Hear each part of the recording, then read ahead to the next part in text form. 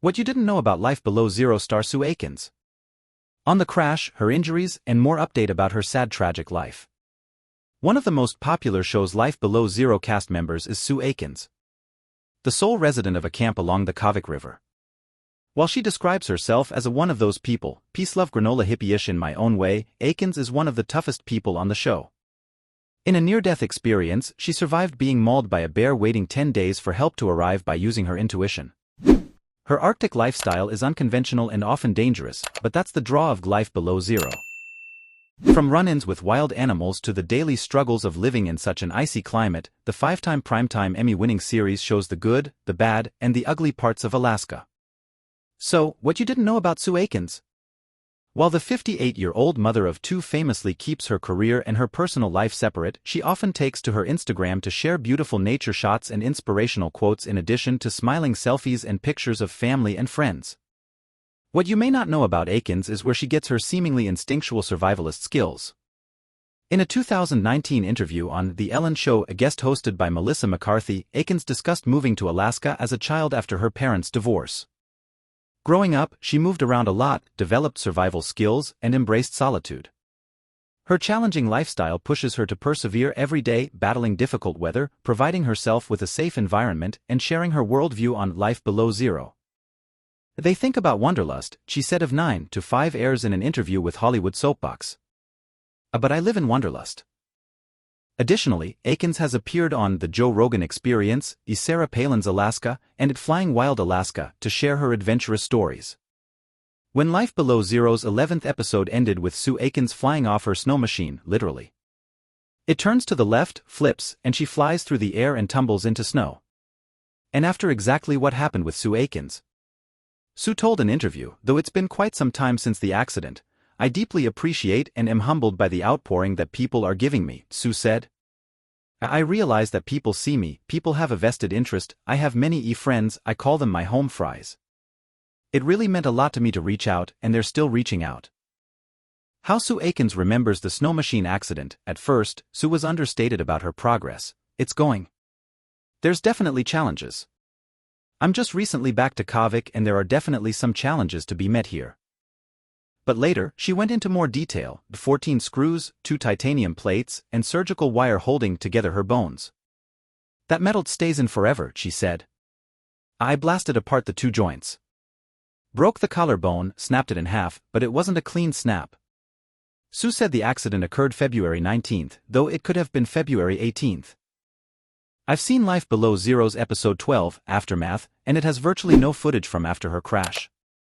It just briefly shows her lying in the snow, and then there's a brief clip of a snow machine ride back to her camp. It quickly cuts to her at the camp, crying from pain, before boarding a plane to get medical attention. When I asked her about what happened during all that time, Sue paused at one point and said, I'm tearing up and I'm getting all emo just thinking, I hope that I never have to go through that much pain again in my life. This injury absolutely taught me fear. I fear being in that much pain. Sue watched last week's episode, and her response was perhaps the same as many viewers. Dude, get there, as in, she wanted the camera crew to get to her aid more rapidly, though it was only a minute or so before they rushed to her aid. But she acknowledges that it was a shocking event. I think it was unbelievable to all of us. She doesn't quite remember the exact moment of the accident. I don't have enough personal clarity, you have a gnat's ass of a moment to respond to that kind of thing, she said, which involves thinking about things like, if I hit it here, there's no way I can avoid breaking my neck. These are decisions that if you live out here routinely, you may have to make those choices. What kind of body part are you going to sacrifice to save the whole? Life Below Zero's crew helps Sue Aikens after the crash. I didn't move for a while, Sue told me. She was concerned in part about a screwdriver she had in her pocket and the rifle she had on her shoulder. She wanted to make sure they hadn't lodged in her body somehow. Sue compared the fall she took to the balls in a bingo machine, myself just kinda tumbling. After she came to rest, she says, I shut myself down and I do a personal inventory. She explained that out here, you have to do your personal inventory all the time. She needed to see whether I could move or not. The crew helped her, and we had to cut away the clothing to visually see what did I have for injuries or not. But she already knew of some injuries. Immediately I heard the collarbone snap. I knew that was toast. In the time it took them to figure out whether to call for a medical evacuation, she said the temperature dropped to 15 degrees below zero. And there Sue Aikens was, sittin' on the tundra in nothing more than a Sprott's bra and a bunny hat, as she described it. The Life Below Zero crew did have to transport me back to camp because of her injuries, and ultimately it took 2 days to get to Fairbanks and then 3 days there waiting in a hotel room while waiting for surgery. However, is that there will be no more shooting ever from the right side, and as someone who's used to using her right side, that's going to be a changer for me. How am I going to protect myself and hunt for my food? How in the hell am I going to be doing my job? But she said she'll be creative and implored, don't count me out yet. I don't imagine anyone who's ever seen her on Life Below Zero would ever count her out. Why Sue Aikens paid tribute to her granddaughter on Life Below Zero? Over the years, Sue Aikens has proven herself to be one of the most hard-bitten and talented survivalists out there, and her appearances on Life Below Zero have brought her grit to a wider audience.